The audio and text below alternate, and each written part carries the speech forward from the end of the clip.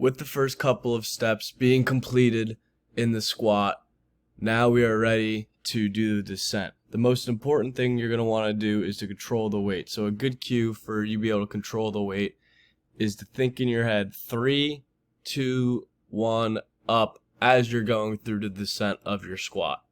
So as you can see in this video, you can think 3, 2, 1, up.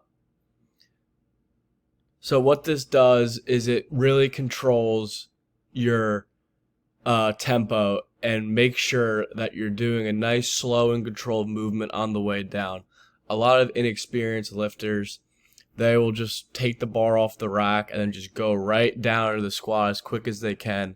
And this can create some injuries in the hip flexors, in the hamstrings, and in the quads. So you really just want to make sure you control the weight. And when you do control the weight, you get a better contraction in your hip flexors, your quads, your glutes, and your hamstrings.